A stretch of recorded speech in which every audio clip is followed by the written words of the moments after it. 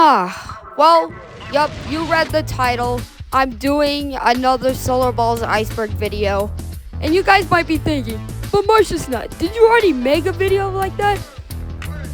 Yes, but after I posted the video, I was kind of left unsatisfied. Literally, several weeks after I uploaded that video, I got bombarded with comments saying that I left stuff out. What about the Astro Dude movie? It was mentioned once in an ad segment and then never again. Bro really forgot Rotsar. You should have also mentioned some secret unlisted videos on Solarballs. You should have also added Tethys and Layer 2. As the creator of the show, I gotta say there's plenty of things hidden under the real iceberg. So yeah, you know what? I decided, let's try this again, and let's do it right this time. So I decided to make a new and improved Solarballs Iceberg. You want any proof? Bam! A new and improved Solarballs Iceberg. Anyways, for all those 5-year-olds who are watching this video and don't know what an iceberg is, basically, the lower you go down, the more obscure some entries are in this iceberg. So anyways, without further ado, let's begin this iceberg again.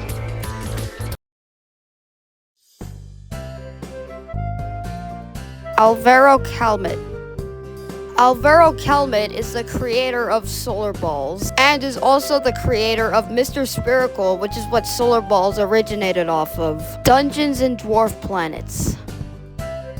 Dungeons and Dwarf Planets is a Dungeons and Dragons parody that the Dwarf Planets play as a hobby, starring Erisa the Rogue, Haumeus the Wizard, and Sir Pluton. Anyways, their journey starts with meeting a bunch of astro goblins or whatever the heck, and later on they get captured and eventually meet the sun, and then they eventually kill him. Also, in a later episode, they actually do another one of these, and this time they have 2 new players, Triton as Tritonius the Ranger, and Ceres as Siron the Barbarian. Anyways, this campaign is actually based on the Moon Revolution, with Ganymede and Europa as their leaders.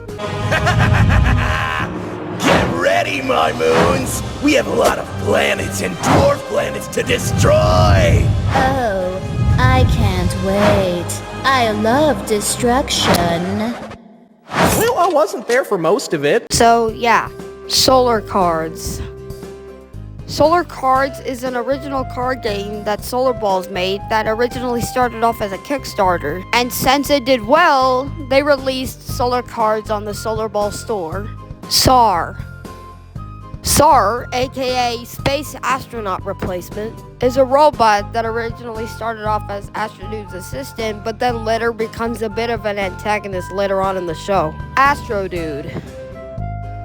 Astro Dude is an astronaut that goes to space after several years of training, and turns out he later on regretted it. Assets.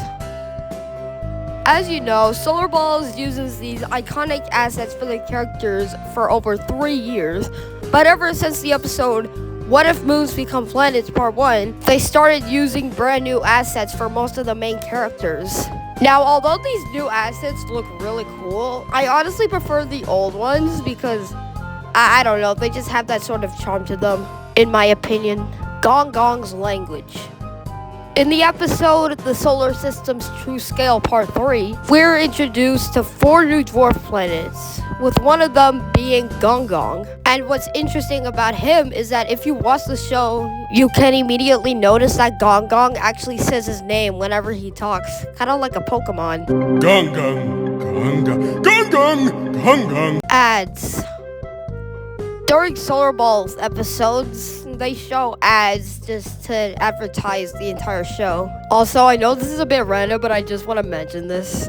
There's this ad with Jupiter in it, where he breaks all the furniture, which caused people to fat shame Jupiter. Rogue planets. Rogue planets are basically regular planets, but they don't orbit stars. Mind blown. Their whole shtick is that they find and recruit planets who abandon their stars or planets who have their stars die, and then later take them to their massive kingdom full of rogue planets. Anyways, the main rogue planets are Wise, Ogle, PSO, and Simp. There's also a 5th rogue planet, but we'll get back to that later. Arcs. As you know, Solarballs makes compilations, aka arcs, and I won't go too in-depth with them because I literally made a whole ranking series about them, so do with that information what you will. Rotsar. Rotsar is a company that Astrodude works at, with all the Mr. Spherical characters inside it, which is honestly a really cool reference to Mr. Spherical. And with that, Layer 1 is now complete. So that means it's time to move on to Layer 2. SIBO. SIBO, also known as silicon-based organism, is an alien that Astrodude found underneath Titan's underground ocean. Voice actors. As you all know, this show has a lot of voice actors. First we got Angel Haven Ray, who is the voice actor of Laika, Thea, and Sedna. And there could be more characters she voice acts, but I'm not too sure right now. Next we have Maya Luna Cabrelli, who voices every other female Solarballs character. Then we got Nathan Wagner, who voices Quorwar Wise, and also Proto-Earth.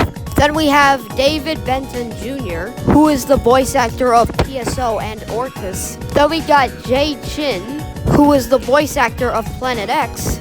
And last but not least, Jack Stansbury, who is the voice actor of literally everyone else. By the way, if any of the voice actors are watching this, if I accidentally mispronounced your name, I'm sorry. Earth speaks Spanish. If you watch the episode, What If Moons Become Planets Part 3, you can actually hear the Earth speak Spanish. Un poquito complicado. If you're wondering what Earth is saying, basically he's saying something like, it's a bit complicated. By the way, Venus also speaks Spanish too, by the way, I just wanted to mention that. Euphoria and Calicor. Euphoria and Calicor are 2 of Jupiter's moons that only appeared in like 1 episode of the show and then never again. There isn't really a lot to talk about these 2 characters, so let's move on. Terrafishu. On April 19th, 2025, Alvaro Calmet announced that there's a tariff issue going on. So he decided to remove all the Solarballs plushies and solar cards from the US on the 27th of April. He did actually ended up fixing this a few weeks later. So now people in the US can buy their plushies and solar cards, but just know that this actually happened. Quorwar with no rings. If you watch the show, you can actually see that Quorwar actually has rings. But what's funny is that in his first debut, he's been shown ringless. I assume the reason for this change is because I guess Quorwar with rings looks cooler, which I kind of agree with. Planet X. Planet X is a mysterious planet lurking beyond the Kuiper Belt, and he actually has a pretty crazy origin story. Like, he's gone from being ejected from the solar system to becoming a full-on rogue planet. By the way, Planet X is not the 5th rogue planet I was talking about earlier, but the real 5th rogue planet is OTS-44. OTS-44 is the aforementioned 5th rogue planet. She's known for having protoplanetary disks with actual protoplanets inside, which can only mean one thing. OTS is pregnant! Nah, I'm just kidding. It means that OTS is a failed star. Play Around. Play Around is a spin-off series about video game characters having a life of their own and breaking the 4th wall, with the kid playing the games saying that he can control their actions. Listen, you are an avatar. You live in a game and I control your actions. Anyways, the reason this is on the Iceberg is because the kid in the show is actually the exact same one from the Earth's Origins arc. Weird plushies. Now, this entry isn't referring to any of the Solarballs plushies being weird, but I did scroll on YouTube one day and I found these. And then I'm like, what the heck are these? These are hilarious. Cosmo. Cosmo is a Soviet cosmonaut that eventually became Astrodude's rival. But in one of the newest episodes, he announced that he's going to take a really long moonwalk, which means he's probably not going to be back in the show for a while. And with that, Layer 2 is now finished. Now it's time to move on to The Planets Awaken. The Planets Awaken was a web series created in April 17th, 2025 by Mr. Friend. And yes, I know the series is called The Moon Woke Up, but listen, not all of the episodes are about the moon, so I'm just gonna call the series The Planets Woke Up. Anyways, the reason this is on the Iceberg is because Solarballs actually made an arc, which is a reference to this series as a Halloween special. Changed thumbnails. If you watch any Solarballs episodes before they actually premiere, you may immediately notice that sometimes Solarballs will just change the thumbnails of the episodes. Here's a side-by-side comparison of some Solarballs thumbnails. Like, you can literally see the difference. Other stars. In the Big Bang arc, in the first couple of seconds of the sun's life, he meets other stars like Dalaman, Rigel, Alpha Centauri, and Arcturus. Now, as of right now, we don't really know much about these stars considering they only appear in like one episode, but hopefully we'll learn more about these guys in the future. Asset changes. This entry is referring to the Earth's old asset, because for whatever reason, Solarballs just decided to give Earth like tons of assets. Specifically his landforms. Like in some scenes, the Earth's landforms actually changed. Like you can see it, right? You can kind of see it. Upload schedule. As you may know, the Solarballs episode uploads are actually a week apart. But what's interesting is that Solarballs uploads their episodes on their Patreon a week before they upload the episodes onto YouTube. Which this could possibly mean that Solarballs works on 2 episodes at the same time, which is honestly pretty hard to do. I don't know how they managed to pull it off, but it's actually kind of impressive. Unofficial assets. So one time I was scrolling around on Google and I found these interesting Solarballs assets. Now I'm pretty sure that these aren't made by Solarballs and they might be just fan-made assets. But yeah, I just kind of want to show you guys some mixed up voices. Now, Solarballs characters has assigned voices, but sometimes the creators just mix the characters' voices up. Like Mimus having Enceladus's voice. Oh, here we go again. And Pluto having Maki Maki's voice. And how may our humble club provide assistance? Ganymede's voice. As you all know, Ganymede's voice sounds like this. Everyone's planet has made mistakes, but we don't solve these problems by turning our backs on them. But what's interesting is that when Ganymede first made his debut, he sounded a bit like this. Hey, Saturn's moons, what's going on? Why is your planet all squeaky and annoying? So yeah, that's kind of interesting. Tethys. Tethys is kind of like Euphoria and Calicor. So basically, only appeared in a few episodes and then the creators forgot about him, basically. And with that, we are done with Layer 3. And with that, we're about halfway done, which means it's time to move on to Layer... Unlisted videos. Solarballs has a total of 3 unlisted videos. The first one is kind of just a random ad, not really anything special. But the second one is a bit different. So why isn't Pluto a planet anymore? Back in 2006, the International... And although the second video is pretty interesting, the third and final one is the most interesting. It's basically a teaser trailer for the Moon Revolution arc, which is actually kind of cool, actually. But like I said, there's only 3 unlisted videos as of right now. So hopefully Solarballs keeps making stuff like this. I really like to see more of it. The Sun Swears. In the episode, What If Moons Become Planets Part 2, at the very end, the sun says this. And if any of you dares cross the asteroid belt, then I'll turn you into the new Planet X! But for some reason, when you turn on captions, he actually says a swear word. And I'm not gonna show you it, because I'm just trying to be family friendly, but just go watch the episode. Baby Pluto and Sharon assets. If you watch the show, you can actually see that the baby versions of Pluto and Sharon actually have the old versions of current Pluto and Sharon's assets. But what's weird is that in 2 shots, you can actually see that baby Pluto and Sharon got entirely different assets, which is kind of weird. series in Hindi.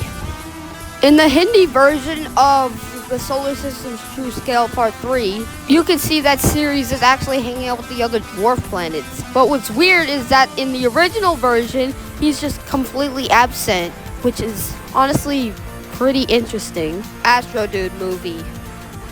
The Astro Dude movie is something that the Solarballs crew has been working on for over 3 years. And the production of this actually started back in 2022, but they actually kept this whole thing a secret for some reason until like a couple months ago. And I know this entry being very low down on the iceberg is going to be like immediately outdated when the video comes out, but yeah, I don't know. The sun is pink. In the Moon Revolution arc, in some shots, you can actually see that for some reason the sun is pink in the background. I don't know what the heck happened here, and I just really want to know why the heck this is even a thing right now. Asset swaps. It's literally just the same one as the asset changes entry. I don't really know why I added this entry in the iceberg. Sun's old design. You all know that the old version of the sun looked like this, but what if I tell you that this isn't actually the first ever design of the sun, as the original design is actually in a Mr. Spherical episode called Countries Create a Sun for Reasons. And the sun's original design looked like this. Son, come to Papa! Oh, wait, that wasn't supposed to happen. Shut up! Anyways, with that concludes layer 4.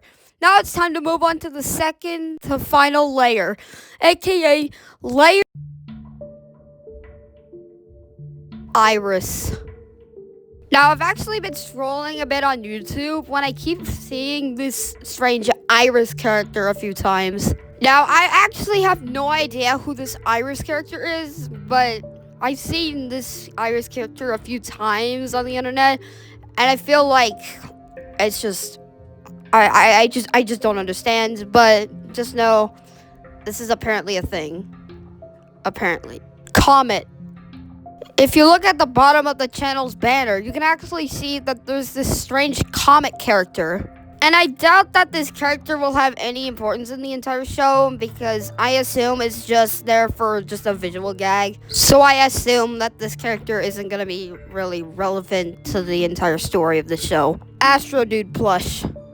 As you all know, Solarballs has a lot of plushies, including the Astro Dude plushie. However, interestingly, the Astro Dude plushie has been wiped off the face of the planet. And some people, including me, have been speculating that the reason for this is because literally nobody cared. Sun animation error. Near the end of the episode, the Solar System's True Scale Part 1, when the sun gets angry, you can actually see that his eye veins are actually going over his eyes onto his face. I just wanted to point that out because that animation error is pretty small and pretty hard to notice. Even I didn't notice it the first time I watched the episode. Jupiter message. At the beginning of the episode, could Jupiter become a star? He is seen talking to Saturn, but interestingly, Jupiter is actually talking to Saturn in reverse. But if you wanted to know what Jupiter's actually saying, here's what happens when you reverse the clip. Leftovers from when the sun came about. Which this line could presumably be a reference to a previous episode, but I'm not entirely sure.